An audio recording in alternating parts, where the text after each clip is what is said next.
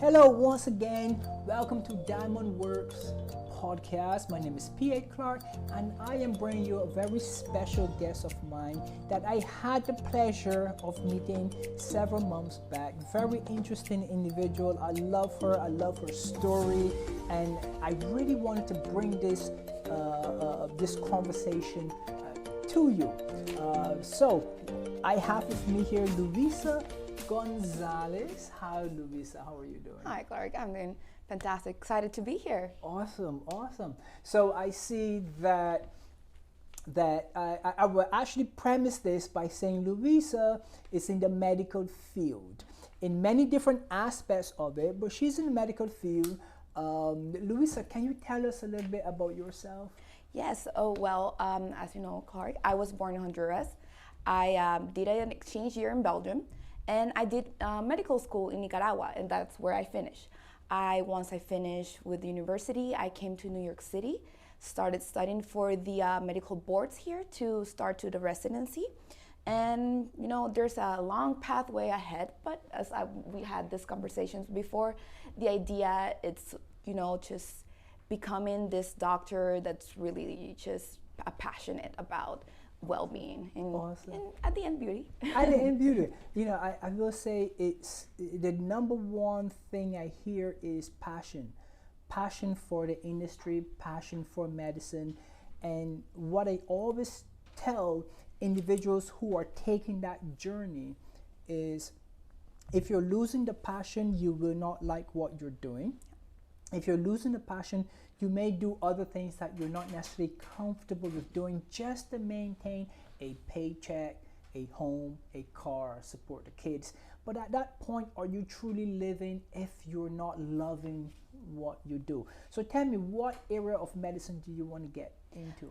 Well, of course, pathways may change along the route, sure. But right now the main goal is reaching in internal medicine, in which I'd say I wish to become an internist, and that's basically the doctor of the adults. So we take care, could be even not simple, but we can call it like dermatology. Mm-hmm. You can have endocrinology, which is a little bit more complicated, but it's absolutely vital. You balance hormones, you talk about diets, right, which has such a long repercussions in the body. You have cardiology, neurology, gastroenterology, and at the end, everything comprises this wellness from the inside that it really shows. Nice.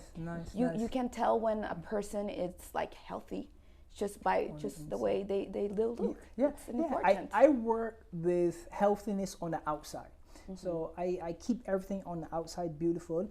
I struggle to get the same job on the inside, only because there's so many patients and so much time that goes into this. I can just focus on the outside, and I love having my patients go to either endocrinology or an internist with the understanding that the patient is not just the patient's problem. Right. The patient is everything that comes through that door. Absolutely. Psychological, financial, and everything else. But I want to ask a quick question. Ozempic.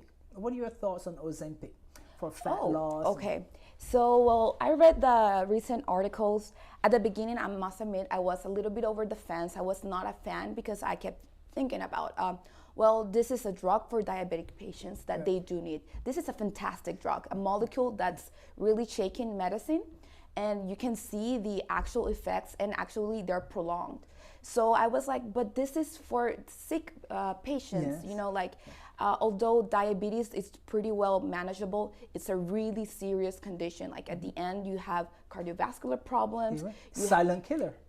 Exactly, that's the word. And especially in this society that is so demanding of not only women, but men and all genders or whatever you identify, there's always a standard. So Ozempic as the weight loss drug, a magical molecule at the beginning for me, wasn't ideal because it's still a drug, It's still a drug. Yes. But the studies have, as far we know, it's pretty safe. So nice. I'm not just a friend, I'm a fan now. You're a fan now. Now I'm a fan. Right. Okay. I would use it personally.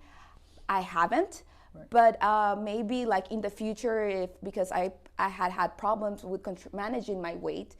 Now I don't see it as that like evil, like propaganda. No, I actually consider it has a lot of benefits, even in the metabolic route. Correct. So even today, like cardiologists are starting to give this to non-diabetic patients. Absolutely. Because it has a lot of cardiovascular benefits. That's right. And That's right. what more like wonderful and that's than that. why we need more practitioners like yourself that understands that their specialty, for example, if it's internal medicine, it's not just internal medicine, it's everything else. You know, one of the problems we have is that if you go to an orthopedist, he knows nothing about your pancreas and about your heart and so forth. The only thing the orthopedist knows is about what to keep stable in reference to the surgery and so forth. If you go to a neurologist, he can't tell you too much about physiatry. He cannot tell you too much about psychiatry. He cannot tell you too much about dermatology. You go to a dermatologist, they can't tell you too much about cardiology. So I think there's a disconnect, and this is where physician assistants come in, because as a physician assistant, you have to be board certified in 9 specialties together. So when one patient comes to me, I have to have a working knowledge of cardiology, neurology, physiatry, pediatrics, and everything else with that.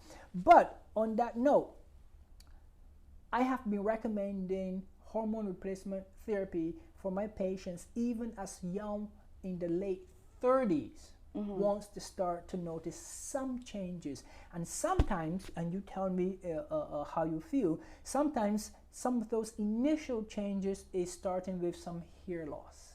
Yes, androgenic alopecia, it's a big problem. Actually, I love what you just said, like the fields are a little bit like disintegrated, like, oh, I'm only a cardiovascular.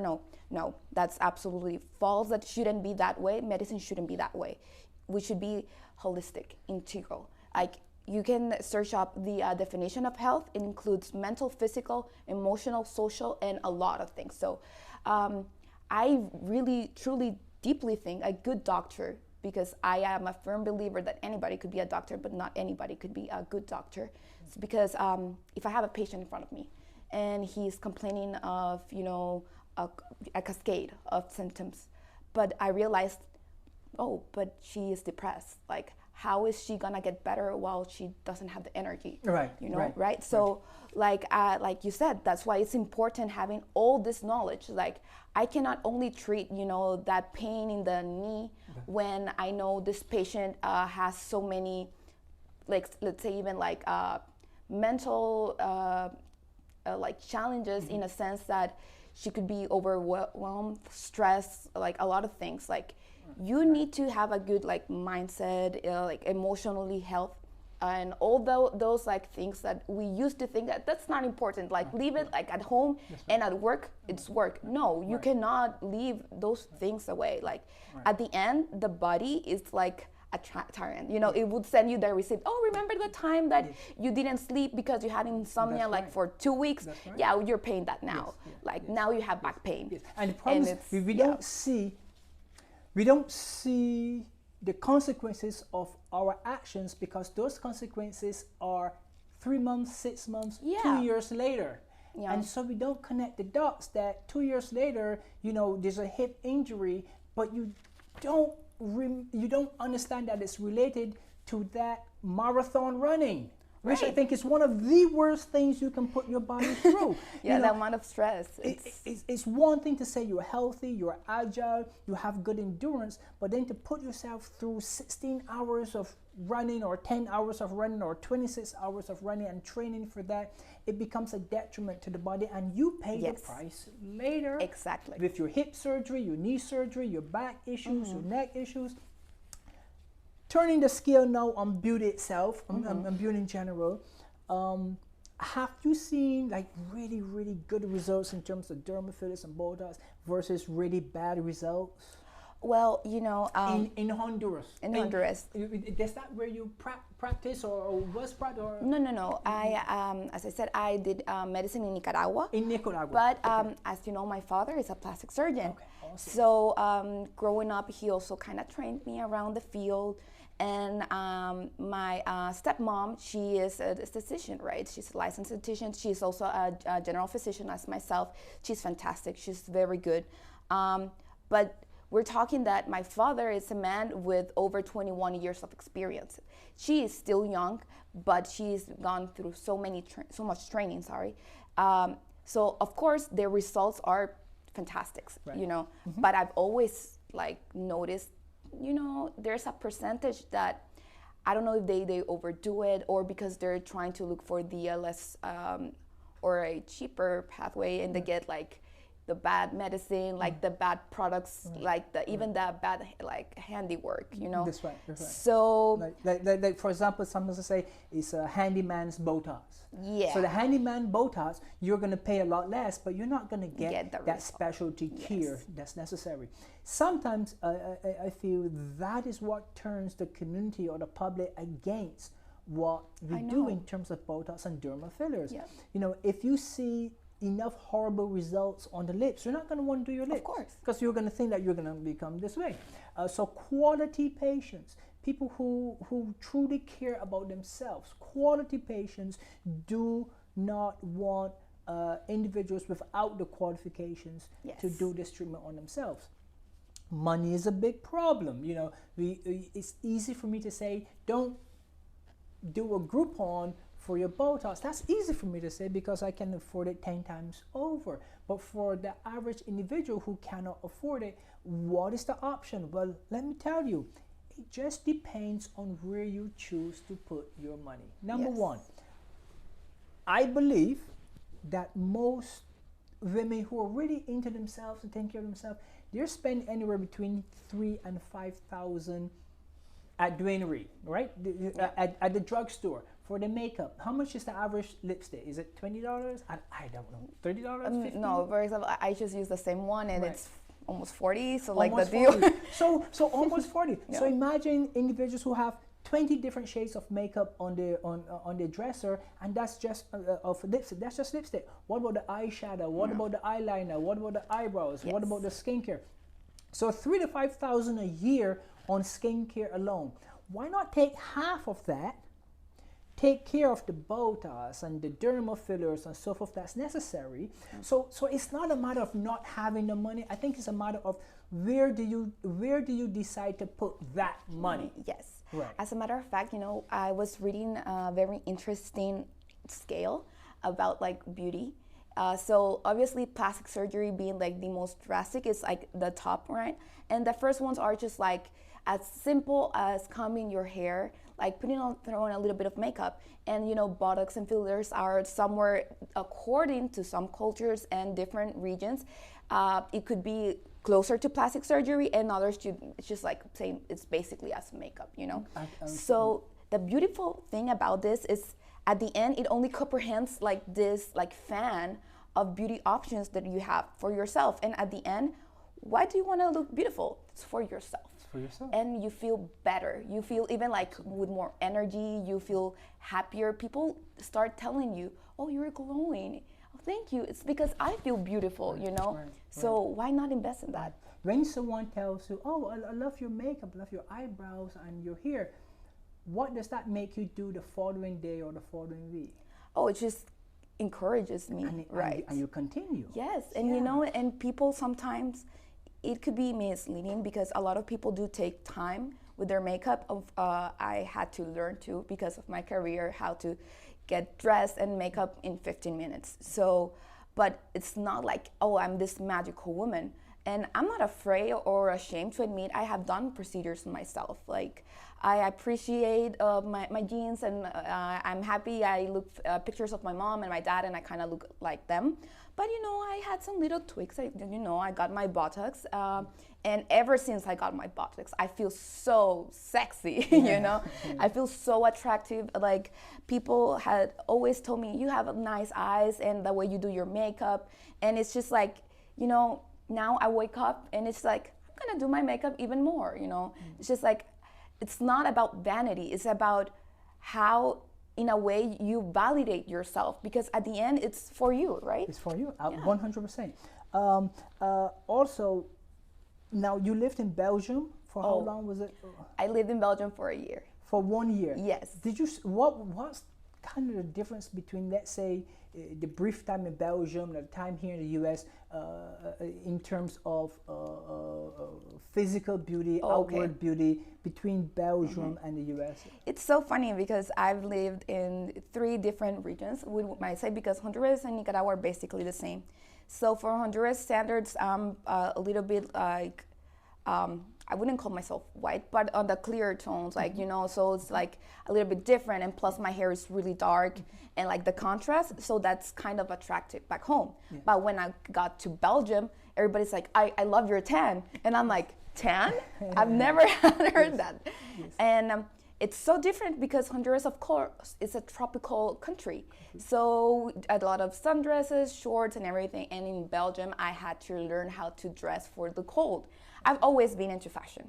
I grew up watching Project Runway, what not to wear.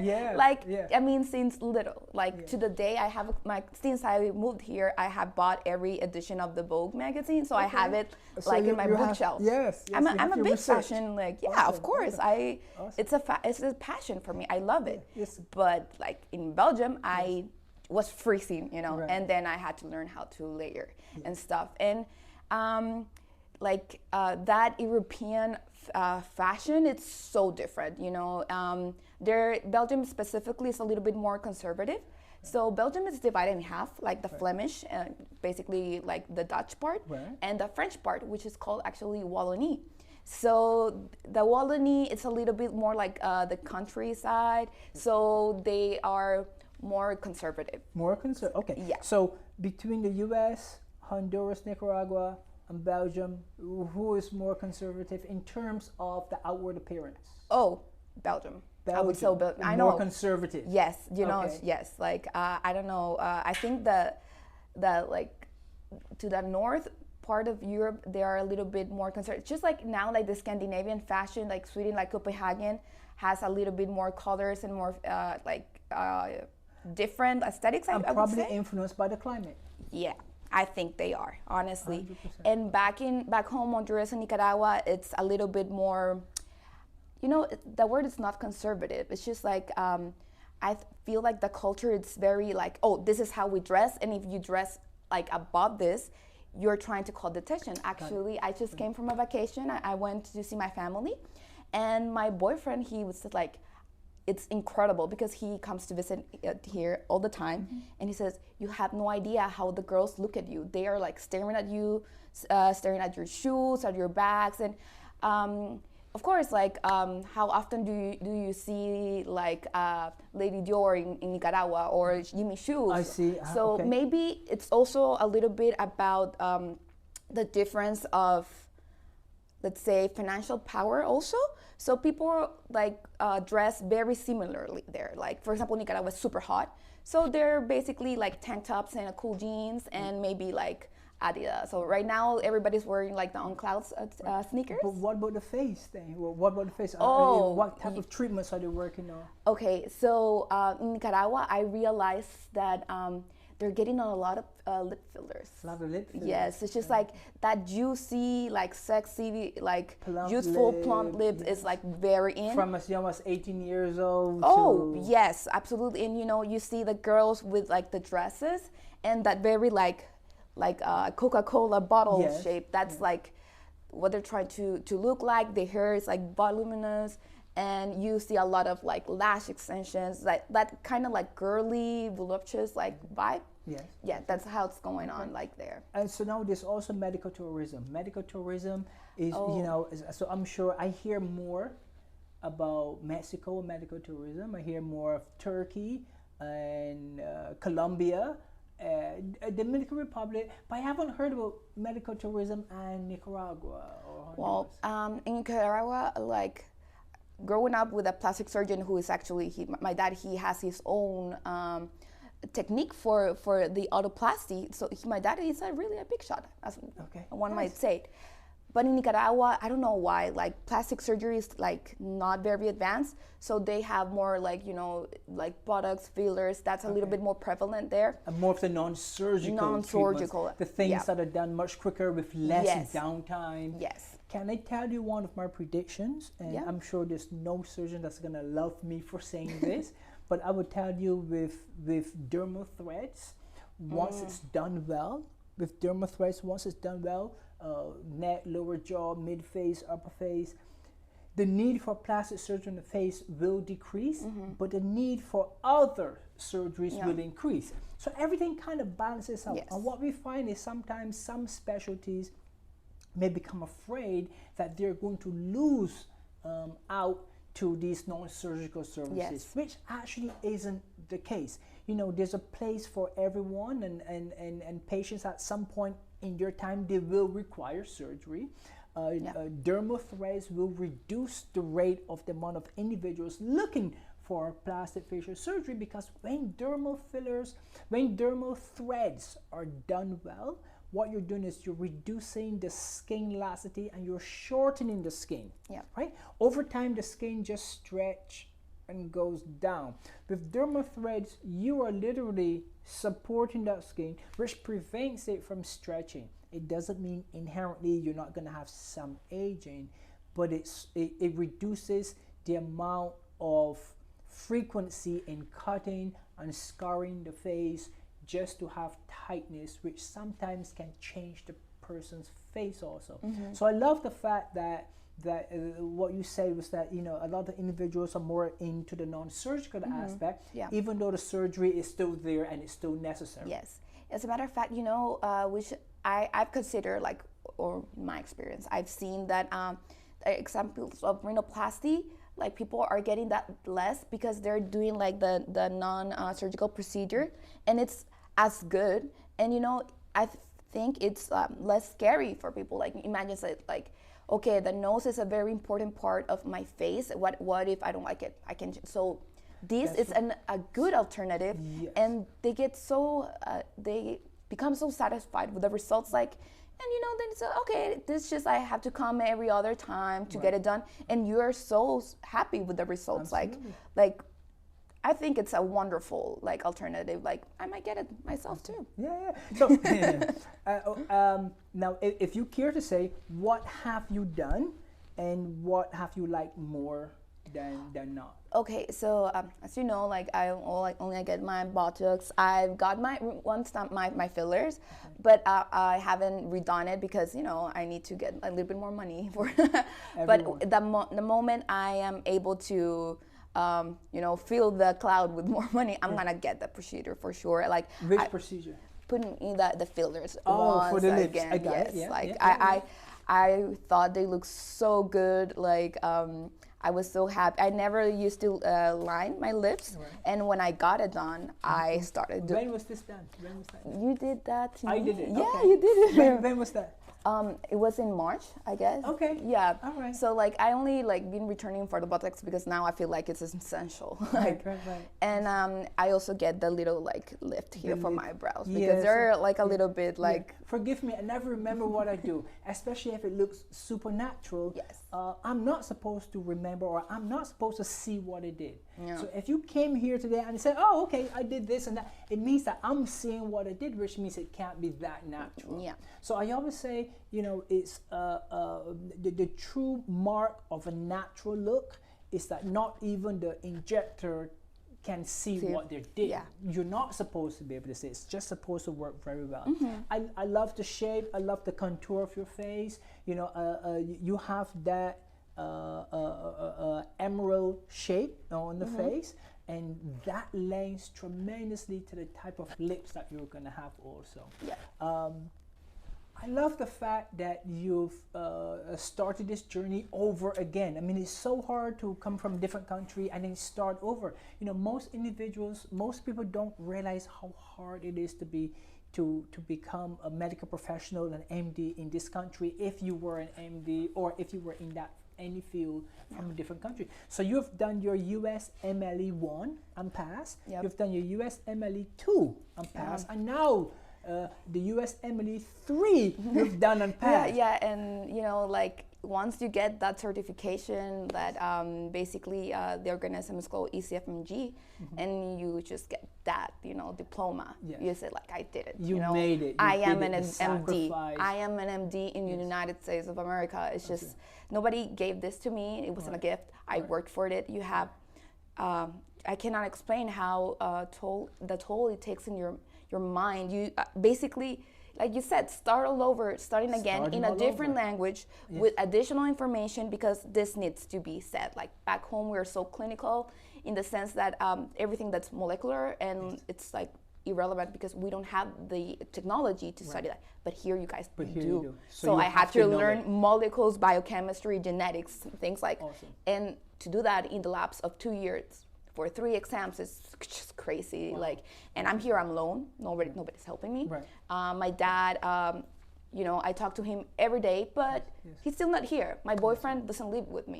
My friends don't live here anymore. My best friend, she lives in Boston. So sometimes it becomes isolating, overwhelming for you. And wow, interesting. But listen, I'm so happy to have Luisa here with us. And this is our first conversation on camera, but it's not going to be our last conversation. There's so much more that we can talk about, and there's so much more that I want to bring to you.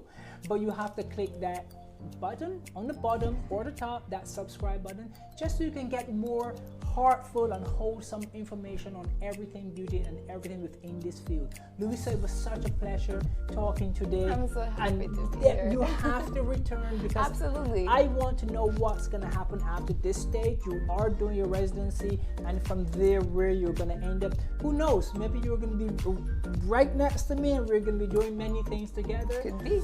That's something we will see in the future.